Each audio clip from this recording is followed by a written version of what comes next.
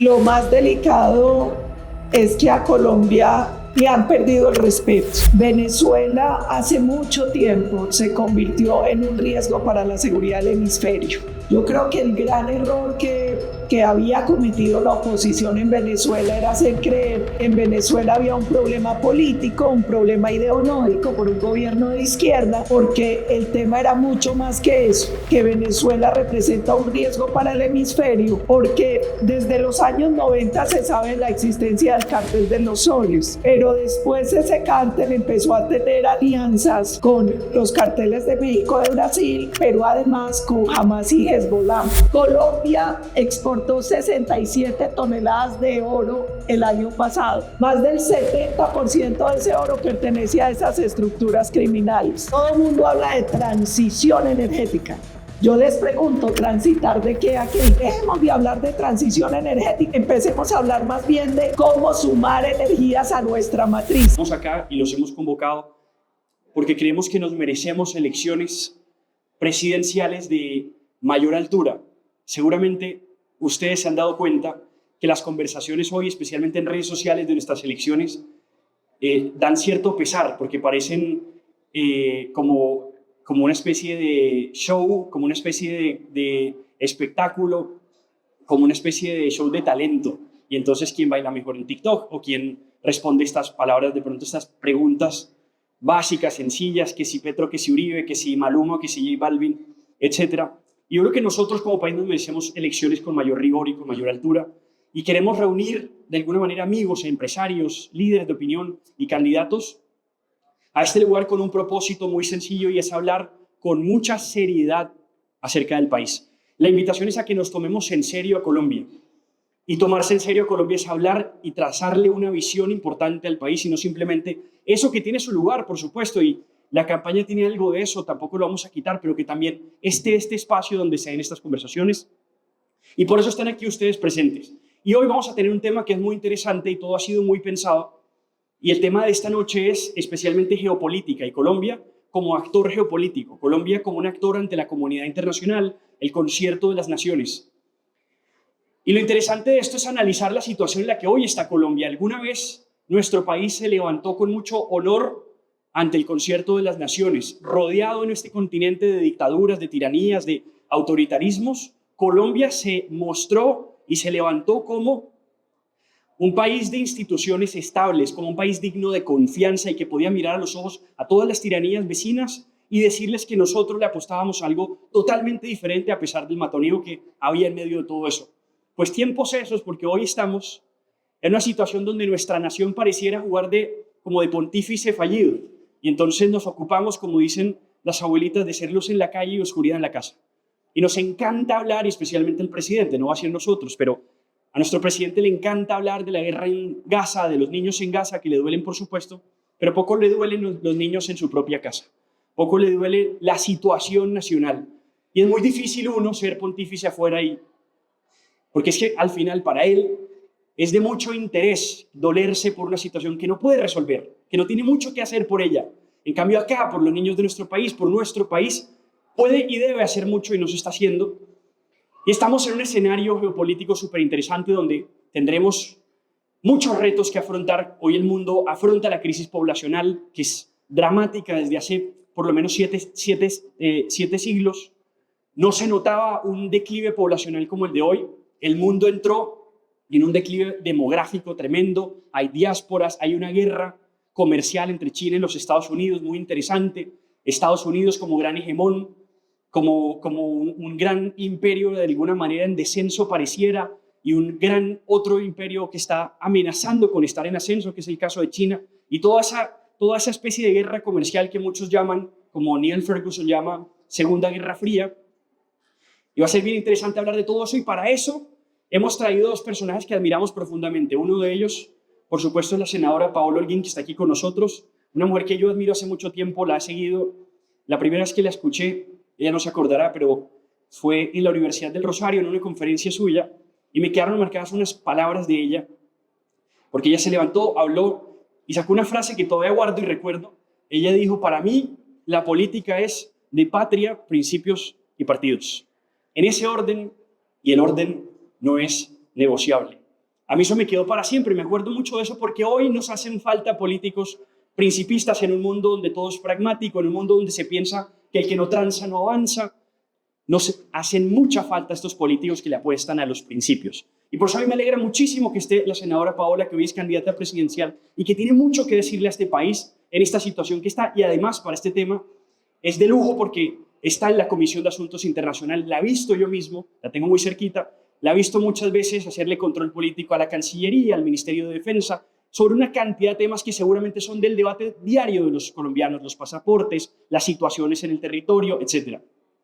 Pero además el mayor lujo, o sea, complementamos ese lujo con un gran amigo, Juan David García, académico, que además es, yo creo, y lo tengo que decir porque lo creo, es quizá el cerebro más importante en geopolítica de nuestro país, que está hablando con mucha fuerza y explicando lo que nadie explica. Esos hilos invisibles, como le llama el coronel Pedro Baños, gran geopolitólogo, si se quiere, nadie sabe explicar eso mejor que para mí, Juan David García, y por eso para mí es un lujo inmenso tenerlos a ellos dos, y por eso les agradezco que le demos la bienvenida a estos par de invitados de lujo, Paola Holguín y Juan David García. Adelante. De China, para que ustedes se hagan una idea, en el año 2001, China entró a la Organización Mundial del Comercio y el tamaño de su economía era más o menos equivalente al que actualmente tiene México. Imagínense, $1,5 billion más o menos. Y en cuestión de estos, pues de 2001 acá a la actualidad, 24 años, ya está rondando los $20 billones. Entonces, miren el crecimiento tan exponencial de China, por una reducción de la pobreza total del quista en la historia de la humanidad, de 400, 500 millones de personas que han salido de la pobreza. Entonces, ¿qué está pasando hoy después de estos 3 golpes que ha recibido Estados Unidos? Cuestiones internas, externas, que tanto China como en menor medida Rusia, porque Rusia no tiene tanta capacidad de retar el orden mundial, pero China está diciendo este orden, estas reglas que son de la Guerra Fría y que son de la Segunda Guerra Fría, y este liderado por el enviado de Estados Unidos, pues yo no estoy tan de acuerdo con él. Yo quiero que esto se cambie. Y entonces empieza a tomar medidas y a desarrollar un proyecto, que tiene el proyecto de la nueva ruta de la seda, el de la franja y la ruta, bueno, distintas medidas para tratar de retar ese orden. Y eso en la historia se ha cambiado o por un acuerdo que es debido en parte al miedo a una guerra o por una guerra. Y entonces en ese reacomodo de potencias es que estamos viviéndolo, y Colombia pues siempre ha estado en el campo de los Estados Unidos, pues y además en el área de influencia hemisférica, además con una aptitud por nuestro paisano Marcos Díaz Suárez, hablaba de Caspice-Pol, era la estrella polar del norte, o sea, Estados Unidos, y ahí se ha definido gran parte con variantes la política internacional de Colombia. Y pues ahí nosotros nos hemos ubicado en las distintas etapas con matices, pero ahora con el gobierno estamos teniendo el desgobierno. Hemos visto que Colombia, al parecer, con todos los fenómenos y noticias que ustedes conocen de la desertificación, la lista Clinton de Petro, las relaciones con Venezuela, etcétera, y las malas relaciones con Estados Unidos contra él, pareciera que Petro quisiera sumarse a esa causa para apretar y cambiar el orden mundial, que muchos lo están identificando con una especie de asociación de dictaduras. Y de Colombia dice cambiar de eje de la guía. Ese es, digamos, lo que ya respondería por mi fijo aquí pregunto. Senadora Paola, uno cuando está perdido en la calle y uno le pregunta a alguien la dirección, el que le responde a uno le dice por ahí no es y por ahí tampoco, pero es necesario que le diga por ahí sí es. No bastaría solamente con que me dijeran por dónde no es. Frente a la postura de Colombia en la comunidad internacional, ¿qué es lo que por ahí no es? De pronto esa parte es clara y de pronto se podría decir fácil, pero especialmente ¿dónde por ahí sí es? O sea, ¿cuál debería sí ser la visión estratégica de Colombia y cómo restaurar las relaciones que de pronto se han roto hasta ahora? Yo creo que hoy el principal problema que tenemos es que el gobierno decidió que el criterio para manejar las relaciones internacionales era de afinidad ideológica que raya en complicidad criminal. Y es así porque anteriormente Colombia se alineaba con países con los que teníamos afinidad en principio, la defensa de la democracia, las libertades, afinidades de mercado, la cercanía, valores compartidos. Hoy, desde que inició el gobierno, empezamos a ver un cambio en el direccionamiento de las relaciones. Por ejemplo, en la posesión de Petro, para mucha gente pasó desapercibido que vino el segundo al mando de Irán, que al otro día de la posesión se reunió con ellos y que posteriormente empezó a hacer cosas bastante particulares. Por ejemplo, reconoce una sola China y prohíbe a través de una resolución cualquier relacionamiento con Taiwán. A pesar de que hace unas 4 décadas Colombia tiene una oficina comercial de Taiwán en Colombia y nosotros hemos logrado mantener unas relaciones de respeto con China y con Taiwán. Eso se rompe. Le entrega credenciales de embajador a un miembro del Frente Polisario, que es una guerrilla que ha estado siempre en contra del Reino de Marruecos. Entonces empieza a generar una serie de crisis y a mostrar una línea que está alineando a Colombia con otros países, el memorando de entendimiento de la Franja y la Ruta, el memorando de entendimiento de la Franja Binacional con Venezuela, en fin. Yo creo que hoy Colombia tiene que recuperar unas relaciones a partir del principio de interés nacional. ¿Con quién nos interesa tener relaciones? Por los principios compartidos, por la visión compartida, por temas económicos clave. La otra cosa importante es que tenemos que recuperar Colombia ha sido un país con reconocimiento y seriedad en el concierto internacional. Nosotros somos un país que es miembro fundador de la ONU, de la OEA, que ha jugado un papel interesante.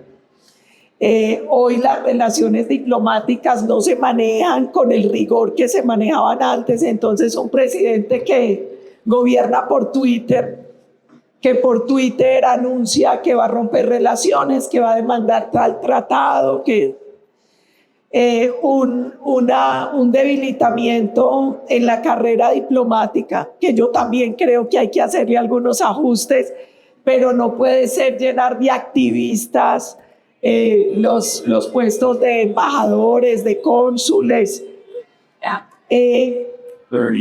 Y yo creo que lo más delicado es que a Colombia le han perdido el respeto internacionalmente.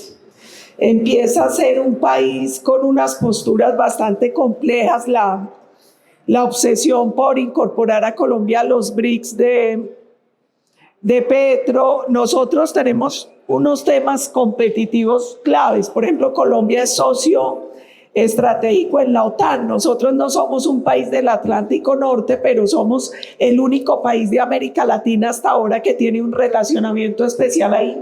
Petro no quiere eso, entonces se ha enfriado mucho esa relación con la OTAN.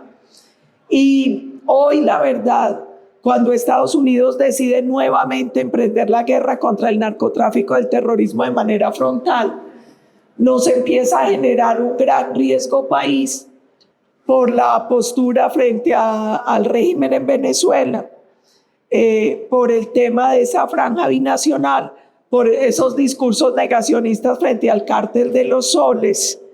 Entonces, ¿qué es lo que hay que hacer? Volver a poner la casa en orden, volver a entender que Colombia tiene que manejar con criterio basado en el interés nacional las relaciones, tiene que volver a recuperar como el respeto y la seriedad en esa diplomacia internacional. Y nosotros habíamos sido aliados de las naciones en la lucha contra el narcotráfico y el terrorismo. Hoy no lo somos. Hoy somos todo lo contrario. Y yo creo que hay que recuperar esa postura nuevamente. Trump es un líder que negocia de manera heterodoxa, es un hombre que le gusta de alguna manera desplegar poder en la negociación y esa forma tiende a ser percibida como humillante y que quien cede a eso se ve como, para muchos y para un gran sector, como una especie de entreguismo, de arrodillarse, etc. Y uno ve de todos modos esta postura que es de Reagan, Juan David, de la paz a través de la fuerza.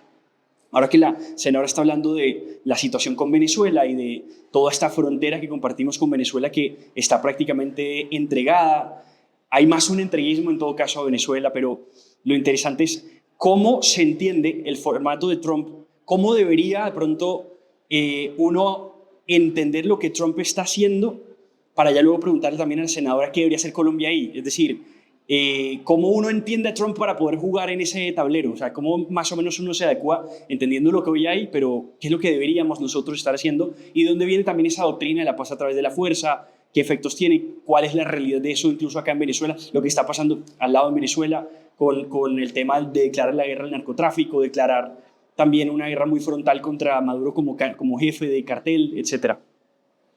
Excelente. Yo diría que como tres grandes puntos para tener en cuenta. Uno, el más general, que estaba hablando de la estrategia de seguridad nacional de Estados Unidos. Estados Unidos presenta cada ciertos años su documento de estrategia de seguridad nacional. Los anteriores, pues la prioridad ha sido China, el Medio Oriente, Rusia, Ucrania y estos casos. No significa que ahora los borradores que hay, porque no se han presentado, hayan cambiado esa consideración, pero le pone una consideración o una prioridad por encima de esa, que es la inmigración y la lucha contra el narcotráfico para la seguridad hemisférica. ¿Qué significa eso? Que Estados Unidos, para decirlo pues digamos como de forma muy rápida y legal, está reenfocándose hacia América. Así, en este reordenamiento que les estaba explicando antes, ellos están moviendo hacia un replanteamiento actualizado de la doctrina Monroe, de América para los americanos, que pues no era exactamente en su versión original para los estadounidenses, pero decir con el corolario con los y otros, que sí en Estados Unidos va a ser el rector de los asuntos en América y especialmente en el Caribe y especialmente en lo que un gran experto de Estados Unidos, pues fue el que montó la política internacional marítima de Estados Unidos, que es el almirante Albert Tyler Mahan, habla del Triángulo del Caribe, que va desde el Mississippi, Estados Unidos hay que tenerlo en cuenta, desde el Mississippi, el Golfo de México, ahora Golfo de América, el Canal de Panamá, la zona, eso está desde el siglo XIX, desde antes de que considerara la construcción del canal, y hasta las islas, digamos, de más allá de Puerto Rico, que Estados Unidos controla. Esa área, ellos la tienen como prioridad porque ese es el bajo ambiente, es la zona más vulnerable que tiene geopolíticamente Estados Unidos. Uno con el va a ir o acabar a Estados Unidos tendría que ser por ahí. Y en todo esto mezclado pues, de las consideraciones que ellos hacen por el problema migratorio y el narcotráfico, porque consideran que ahí les están haciendo, digamos, una desestabilización, como la vivió China también en la época de las guerras del opio con el narcotráfico, ¿sí? Entonces ellos creen que con el tema del fentanilo más lo que tiene de Colombia es el mayor exportador de cocaína a Estados Unidos, niveles pues, del 90% de lo que ellos tienen es de origen colombiano. Entonces ellos tienen esas prioridades, por eso hay que entender que ellos se están reenfocando en América. También para recursos estratégicos, no solamente por este tema de seguridad, sino también para minerales, petróleo. Por eso las declaraciones cuando llegó Trump sobre que iba a volver a reclamar el canal de Panamá, que quería que Canadá fuera el estado número 51, que quería alistar Groenlandia, que uno lo considera un poco loco, pero en estas nuevas copre, eso viene desde hace tiempo, sí encaja un poco mejor. Entonces hay que entender que nosotros vamos hacia un mundo que probablemente vaya a volverse a repartir. No sabemos cómo va a repartirse, de qué manera, pero Estados Unidos está, digamos, haciendo presencia en su región, en su área de influencia histórica. Quiere también que se relocalicen muchas de las áreas de producción de China, de que Estados Unidos tenía ya lo que conocimos como el nearshoring, o sea, acercar las fábricas, las empresas a su área más próxima, y incluso Colombia ha sido mencionada en estos documentos y en personas que influyen sobre esos documentos, como Peter Seiha, en un libro que dice es el fin del mundo, entonces, pero en el sentido de que es el fin de la globalización tal como la conocíamos, y Aridiza, algo muy importante, que Estados Unidos está saliendo de China, se está tratando de migrar para no depender tanto de la producción de allá. Y la mejor área, digamos, para reemplazarlo en su zona cercana es México. Pero México está muy costoso. Entonces dice, México necesita un México. ¿Sí ves? Entonces él pique la mejor opción de todas es Colombia, por razones energéticas, de ubicación, etc. Entonces todo esto para que entendamos que Colombia sí está considerándose como una prioridad, y ya digamos Trump en su portal que tú explicabas de cómo lejos se suele llevar las cosas al extremo. O sea, por ejemplo, me voy a volver a quedar con el canal de Panamá, pero él no quería realmente eso, sino que sacaran a Chile. Si no es que de petita, no.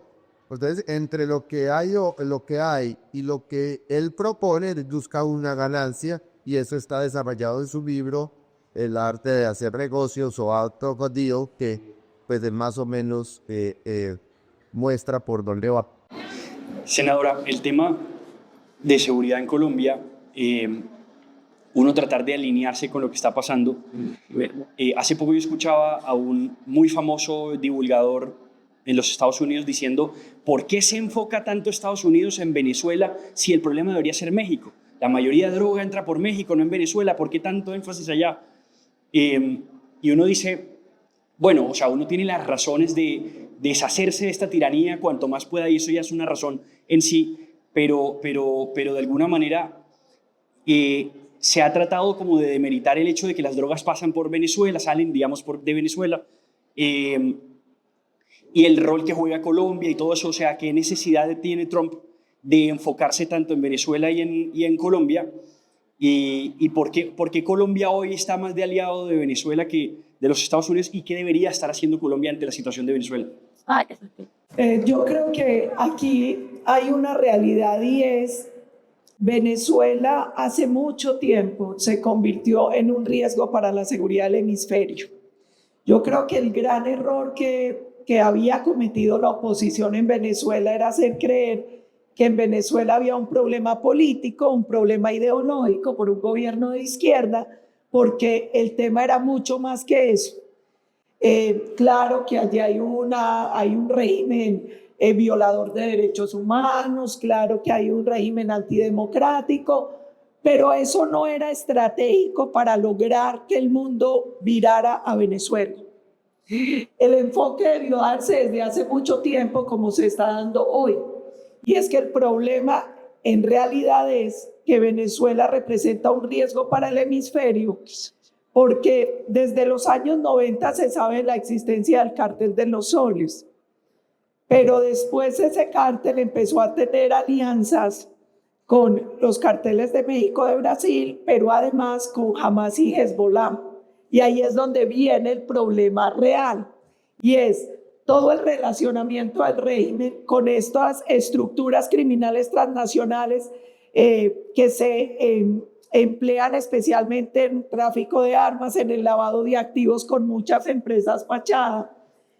Y para nosotros el riesgo es, yo denuncié, afortunadamente la Corte Constitucional aceptó la demanda contra el memorando de entendimiento. La semana pasada llegó el auto del magistrado Ibáñez, porque pareciera en la estrategia de la franja binacional viene desde la época de Chávez, porque de hecho en el artículo 10 de la Constitución en Venezuela ellos reconocen el viejo mapa de Venezuela, donde una franja de Colombia desde la Guajira hasta el Amazonas es de Venezuela y no de Colombia. Pero además Ellos han marcado esa estrategia convirtiendo esa franja en una especie de franja de Gaza. En Gaza es controlada por Hamas y aquí sería controlada por el ELN. Y eso también explica que en el Congreso del ELN el año pasado ellos se autodeclararan guerrilla binacional. Y hace mucho tiempo el ELN concentra más hombres y poder en Venezuela que en Colombia. En el libro de Eduardo Pizarro León Gómez, Las fronteras y la guerra, él ya contaba cómo gran parte del ELN y la FARC estaba allá. Entonces, yo creo varias cosas. La primera es, sí hay un problema real porque Venezuela, a través del cártel de los soles, se convirtió como en ese gran paraíso libre para el tráfico de drogas, de armas, el lavado de activos, para la presencia de Hamas, de Hezbollah, del ELN, de la FARC, de estos cárteles mexicanos y brasileros. Venezuela además ha visado muchos terroristas y eso representa un riesgo real para Estados Unidos y para toda la región. Y yo creo que no es un error del gobierno, sino que es parte de la estrategia de gobierno. Entonces, uno tendría que señalar primero, Petro llegó al poder aliado con esas estructuras criminales. Cuando él se enfrenta a Iván Mordisco y él dice, ahora sí te parecemos traquetos, pero no cuando te ayudamos en elecciones. Cuando uno escucha a la FARC también afirmar que ellos habían apoyado ese proceso, o incluso el Clan del Golfo que hizo paro armado semanas antes de elecciones para presionar. Entonces, el primer error en Colombia es creer que todo esto que está pasando frente a Estados Unidos, Irán, Siria, Rusia, China, es un error. No, no es un error, es el plan del gobierno. El no combatir el narcotráfico, el dejar pasar, dejar hacer al ELN, a la FARC, no es un error, es parte del plan del gobierno. Y aquí en eso nosotros tenemos que ser muy claros. Este proceso empeoró a partir del 2015, cuando previo a la negociación, a la firma final del Acuerdo de La Habana, uno de los requisitos era eliminar la fumigación con glifosato y no criminalizar los cultivos ilícitos. La última medición formal que hay es de 2023, que habla de 253.000 hectáreas de coca que producen más de 2.600 toneladas métricas de cocaína. Esa es una realidad.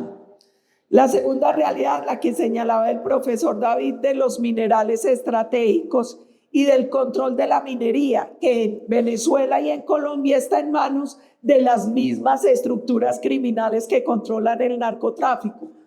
Colombia exportó 67 toneladas de oro el año pasado. Más del 70% de ese oro pertenece a esas estructuras criminales.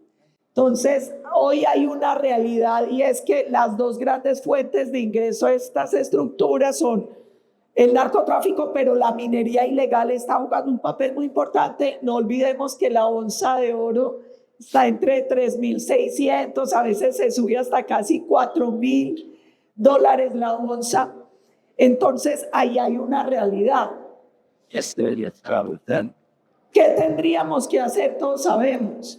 Aprovechar la nueva postura de Estados Unidos y alinearnos con ellos en el combate al narcotráfico y al terrorismo, que fue lo que hicimos en su momento a través del Plan Colombia y lo que hicimos después del 9/11, que nos permitió empezar a tener recursos, apoyo técnico y una relación mucho más fluida con el país. Y la otra cosa que deberíamos aprovechar es que Colombia se podría convertir en un lugar muy cercano de producción para Estados Unidos, pero además en un hub energético, en un hub digital, en un montón de cosas que hoy son imposibles por la postura del gobierno, porque ellos están haciendo todo lo contrario, están dificultando cada vez más el comercio. De hecho, Petro viene amenazando con ser él quien demanda el TLC. La postura frente al tema energético nos tiene a puertas de un posible apagón. Entonces, claro, si no hay energía, usted no puede ser el mercado natural cercano para pasarlo de China acá, que eso sí lo está aprovechando, por ejemplo, República Dominicana y otros países que entendieron la nueva fórmula geopolítica de Estados Unidos. Entonces, yo lo que siento es que hoy y hasta el 7 de agosto del año entrante vamos a desperdiciar una gran oportunidad, y uno lo que esperaría es que el nuevo gobierno entienda que no es arrodillarse, es alinearse estratégicamente para sacar el mayor provecho económico y geopolítico de una nueva estructura que viene liderando Estados Unidos. Hablando de energía, porque el representante Espinal, que está, y es un hombre que se ha dedicado mucho especialmente a este tema energético, y por supuesto usted lo tiene muy presente, es muy interesante porque uno ve que hay como una gráfica que muestra consumo de energía y correlación con riqueza, con PIB per cápita. Y los países más ricos más consumen energía. O sea, no existe un país rico sin consumo de energía. Eso es clarísimo, la correlación. Arriba está Singapur, Estados Unidos, República Dominicana está mejor que nosotros. Colombia está por ahí en la mitad. Y uno se da cuenta de una cosa muy tremenda, y es que también tiene mucha injerencia geopolítica las ideas. Este catastrofismo climático, toda esta idea nos ha hecho castrarnos en la producción energética tremendo. Colombia aporta por ahí el 0.3% de gases de efecto invernadero y más o menos 0.6%. Menos de China casi el 30%, Estados Unidos creo que el 14%. Estados Unidos pasó a ser el mayor productor de petróleo a punta de fracking.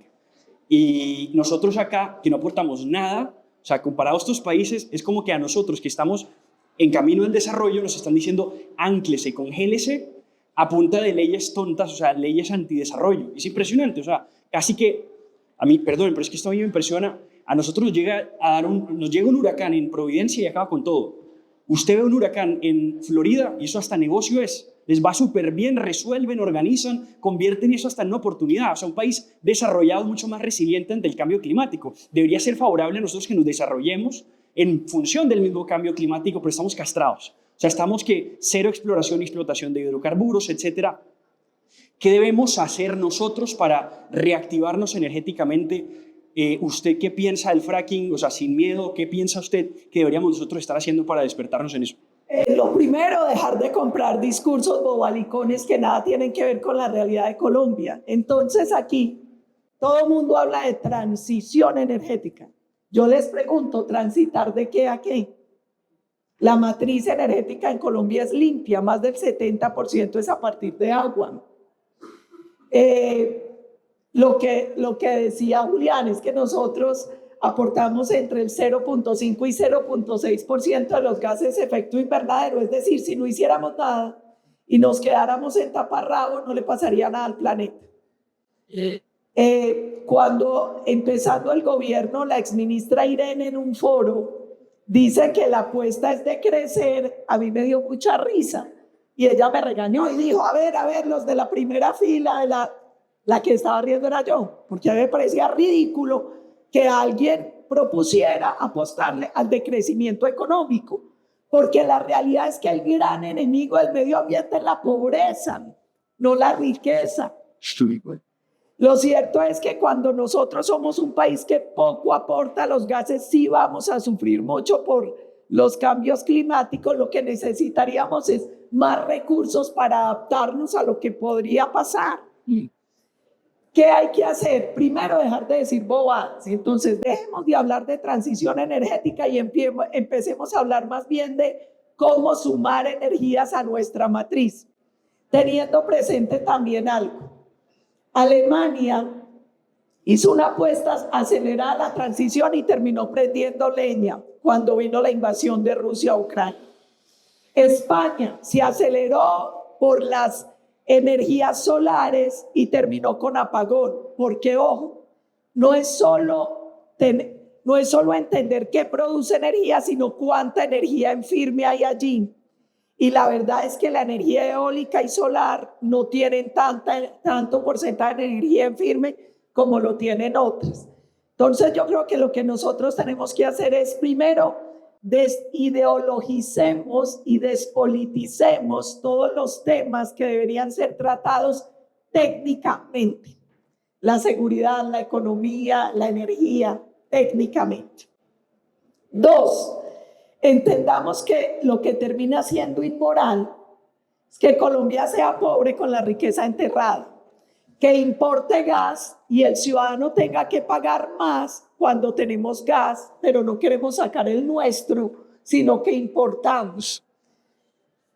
Hoy Colombia va a tener que establecer un plan de choque, porque si no, por la tendencia de crecimiento de demanda de energía frente a la oferta, nos va a llevar a un posible apagón. Según el estudio del Banco de Bogotá, cada hora de apagón vale 200.000 millones de pesos. ¿Qué estamos proponiendo nosotros de plan de choque? Sumar rápidamente más energía, por ejemplo, a través de las pequeñas centrales hidroeléctricas y de proyectos que sean muy fáciles, con licenciamientos flexibles y express para que puedan entrar rápidamente. 2, hay que hacer fracking. Y mire, a mí me da mucha tristeza porque dato mata relato, y aquí a la gente la envenenaron contra el fracking y nunca le explicaron técnicamente en realidad qué es el fracking. Los yacimientos no convencionales emplean menos agua que los convencionales. Estados Unidos hace décadas hace fracking y tiene más de 1 millón de pozos con fracking y no ha pasado nada. O sea, hoy no existe un estudio científico concluyente sobre efectos negativos del fracking. Afortunadamente, por la crisis ya hasta Claudia López defiende el fracking.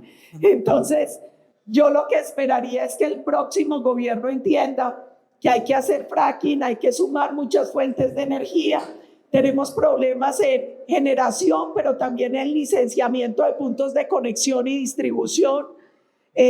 Ya hay gremios como Naturgas que tienen un plan de choque. Ellos ya tienen 10 proyectos estratégicos de generación y distribución y puntos de conexión donde ya hay empresas privadas dispuestas a poner, pero nosotros tenemos que dar un mínimo de garantías, de reglas de juego, de cierta estabilidad jurídica para que eso se pueda hacer. ¿Qué es lo interesante? Que Colombia sí puede ser un hub energético. O sea, nosotros tendríamos todo para poder ser una potencia energética. Afortunadamente ya viene avanzando también el proyecto de energía nuclear, que para nosotros es muy importante. Entonces le tenemos que apostar a todo, a lo que se puede producir con hidrógeno verde, hidrógeno azul, hidrógeno gris. Colombia es como el 4.º país en el mundo que puede producir a un mejor precio este tipo de energía. Nosotros podemos producir a partir de biomasa también. Hay muchas formas. Ahora que tenemos ese problema con los rellenos sanitarios, eso ya no se usa, porque la gente produce energía con los residuos sólidos. Entonces, lo que yo siento es que necesitamos unos pequeños ajustes legislativos, pero sobre todo más audacia, más pragmatismo, más realismo técnico, menos ideologías locas para poder avanzar en lo que tenemos que avanzar. Juan David, cambiando de tema, algo de geopolítica también. Todos los países hoy del mundo están en declive poblacional. Casi que el único que no es el Estado de Israel. Todos los demás ya están por debajo de la tasa de fertilidad, hasta India. En la India, en el 70, cada mujer tenía 5 hijos. Hoy, usted va a Calcuta y tienen de a 1 hijo. O sea, están peor que las ciudades europeas. Lo mismo China, que ya cambiaron la política de 1 hijo a 2 hijos, pero es fácil tener hijos ya en China con dinero, es que ya nadie quiere. Y a nivel mundial, ya no por hambruna, ni guerra, ni peste, no hay razón para que decreciera tanto la población, y es como una cuestión cultural. Contanos un poco, porque sé que además estos días he estado hablando del tema poblacional a nivel geopolítico y todo eso. Contanos un poco cómo está la situación de población, de demografía a nivel geopolítico. Sí, la demografía es uno de los factores claves para tener peso en el mundo. Y no solamente en el momento actual, sino con proyección. Sí, como decías, las predicciones son muy desalentadoras para casi todo el mundo. Tal vez en África sí puede haber casos de países que estén con el aumento demográfico, pero con una corta esperanza de vida comparativamente con otros países, aunque todo el mundo ha mejorado la esperanza de vida. Entonces, bueno, hay muchos factores se tienen que ver por este cambio cultural, pero entre otras cosas está, por ejemplo, la cuestión del que ahorita estaban hablando del asunto climático, es ver a los humanos como una pez. Es que así, es que eso paso medio lo que nos cuentan los del decrecimiento, y si uno penetra en esas teorías, se encuentra en el fondo eso. Y entonces es la idea de que el ser humano, digamos, es una carga que siempre causa daño. Y ayer hubo un autor muy importante que es un caso interesante para ver esta discusión, que fue un debate entre Paul Ehrlich, que era un demógrafo del Population Bomb, de la bomba demográfica, y un autor economista estadounidense, Julian Saling. Y entonces Ford Ehrlich decía, en 20 años, no recuerdo exactamente por ese tiempo que él ponía, vamos a estar abocados a una bomba poblacional, porque ellos piensan, siguiendo a Malthus, que todas las tendencias se mantienen y que todo iba a seguir creciendo en la población de la humanidad, mientras que los recursos no crecían a ese nivel. Entonces, por lo tanto, nos íbamos a ver abocados a hambrunas, a escaseces tremendas de recursos, etc. Y Julian Seibel le dijo, listo, yo le apuesto a que escoja usted, señor Ehrlich, 5 productos, 5 materias primas estratégicas necesarias. Yo le digo que en 20 años apuesto, y fue la apuesta famosa, van a bajar de 3. Y si usted tiene razón, que vamos a un desastre demográfico, usted dice que van a aumentar. Y pasaron los 20 años y ganó Julian Seibel. Y entonces detestaba, pero porque usted sabía que iban a bajar. Él dijo, por el último refugio. ¿Y cuál es el último refugio? La mente humana.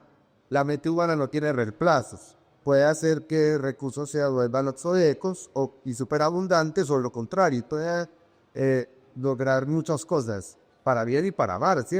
Entonces, eso nos muestra un panorama mundial en el que si uno logra aprovechar esos recursos humanos, el recurso humano es el más importante de todos, ¿sí?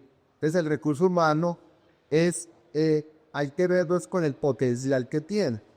Y esa misión hay que entenderla, por ejemplo, en el peso de la geopolítico de los países, que hoy por hoy el país que no esté alrededor de o potencia o digamos, a ver, un bloque de poder que no esté por alrededor de 400 millones de habitantes, no tiene, no va a tener peso, no tiene peso en este momento. En el futuro, Estados Unidos, que es el tercer país más poblado del mundo, con 330 y pico millones de habitantes, ellos compensan con otras cosas. Pero China e India, que pues la India ya superó, es el primer país, ya superó a la China por más de 1.400 millones de habitantes, son países que por ese solo hecho ya tienen un peso específico en la geopolítica. Ahorita mencionaba su profesor Pedro Valles, es un aspecto de conciencia geopolítica que nosotros tenemos que tomar para cuando planteemos estrategias, sobre todo de largo plazo. Y es que nosotros pertenecemos, porque para uno poder desarrollar estrategias, tiene que tener claro el núcleo de cualquier estrategia, que es quiénes somos y para dónde queremos ir. Y lo mismo con lo que quiénes son los otros y para dónde quieren ir. Y cuando definimos quiénes somos nosotros, pues nosotros somos pueblos hispanos.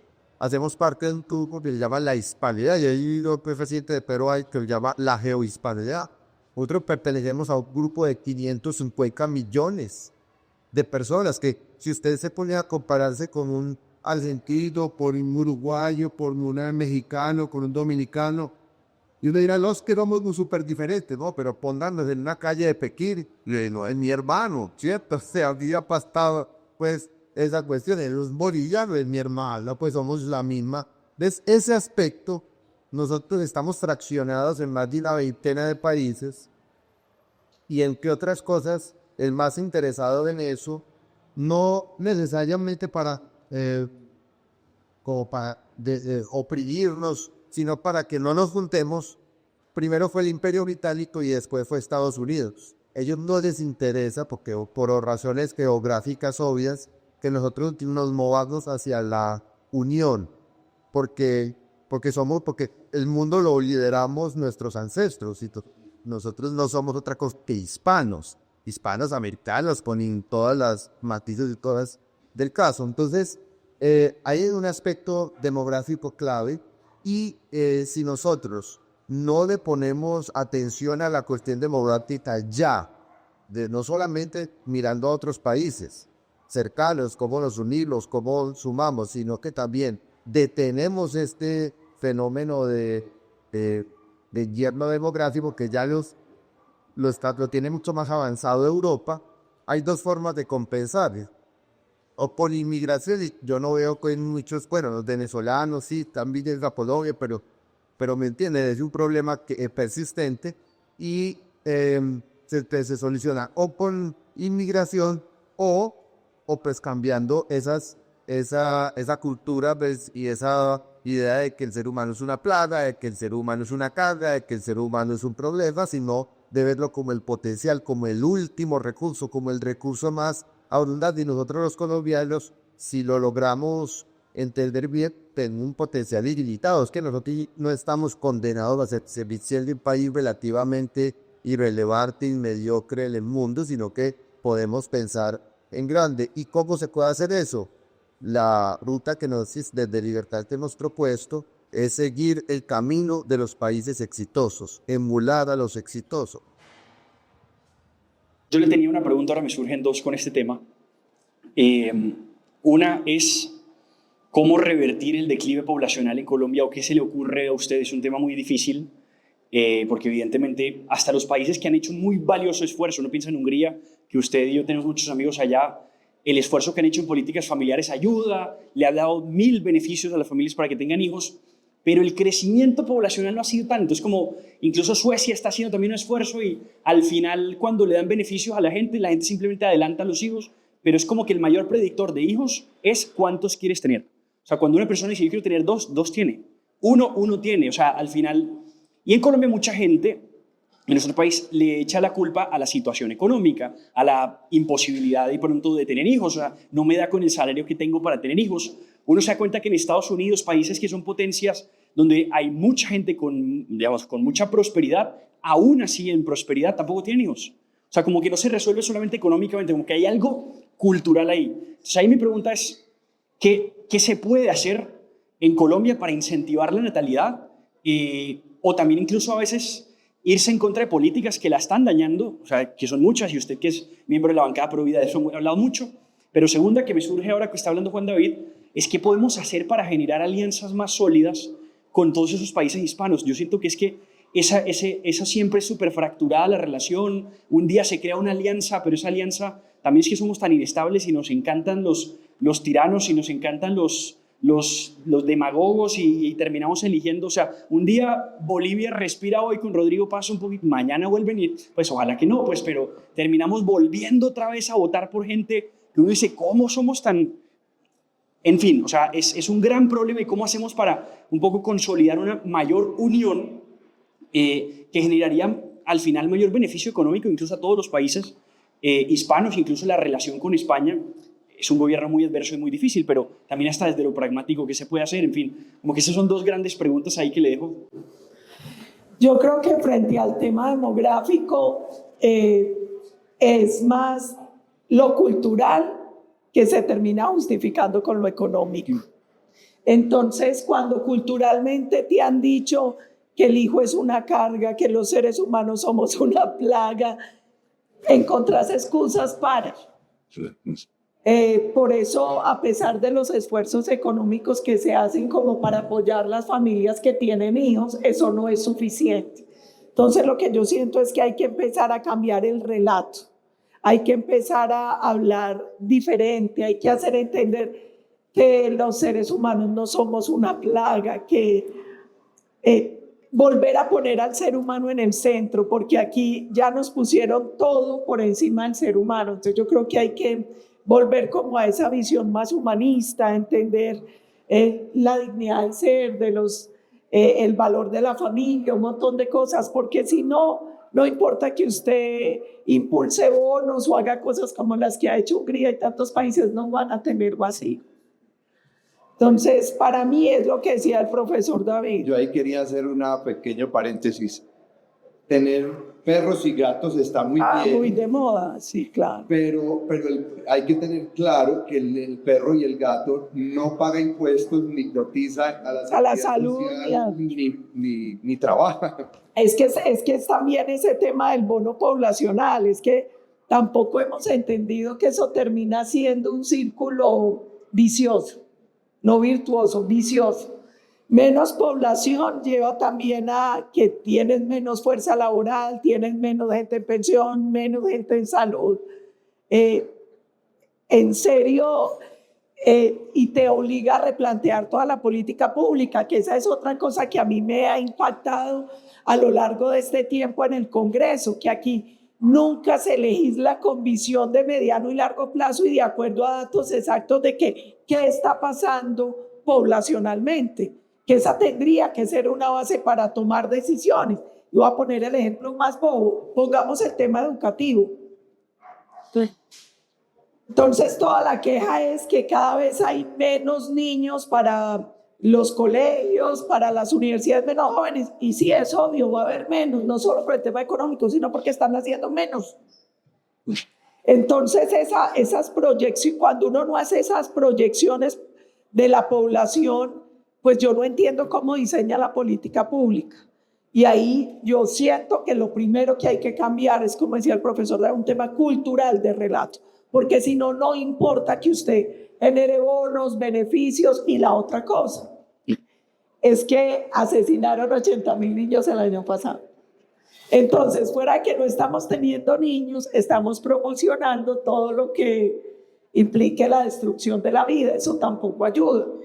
Yo soy miembro fundador de la bancada Provida y esa es parte de la pelea que nosotros damos en el Congreso y es extraño que un país que se dice, que lo dice en la Constitución, que promueve la vida, a las mamás en dificultad, la alternativa que les den mater hijo suyo en el vientre, ¿no es cierto? Cosas como esas entran en contradicción, incluso con los valores fundantes de nuestra propia Constitución.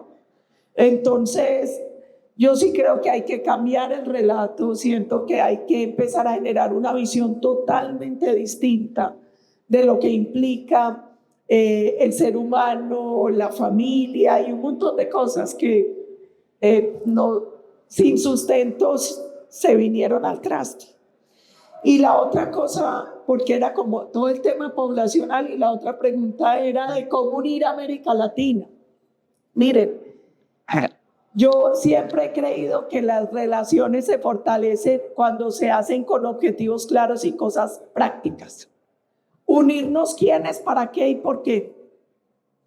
Cuando entonces vamos a hacer una alianza, por ejemplo, para el tema de infraestructura. ¿Quiénes y qué infraestructura? Y yo siento que así deberíamos empezar a pensar y a proyectar, porque todos los países hablan de la necesaria unidad latinoamericana y no sé qué, pero eso se queda en un discurso muy etéreo que no se aterriza porque además termina muy supeditado a los cambios y las formas del gobierno, de los gobiernos. Yo siento que nosotros deberíamos empezar a generar la unidad con proyectos mucho más claros y específicos. Por ejemplo, nosotros tratamos de unirnos a través de esa gran vía, esa gran carretera panamericana, que era el sueño que iba de norte a sur hasta que llegó al tapón del Darién. Entonces, llega al tapón del Darién, que por la selva. Entonces no hicieron la carretera, pero entonces dejaron que las mafias acabaran con esa selva, que acabaran con lo que hay allí. Y eso también tiene que ver con una idea muy extraña, y pareciera que quienes hacen la política no vieran cómo el mundo cambia de manera exponencial. Y entonces ellos dicen, es que si usted pasa la carretera destruyen hoy con la tecnología que hay, se puede minimizar el impacto ambiental y para eso hay medidas de compensación y otras muchas, pero no pasar esa vía. Lo que sí hizo fue permitir que lo que creciera ahí fuera la criminalidad que está comiéndose toda la selva. Entonces, yo lo que siento es, tenemos que elaborar proyectos estratégicos, porque a veces esos proyectos estratégicos, por ejemplo, las alianzas comerciales, terminan uniendo más en firme que las políticas.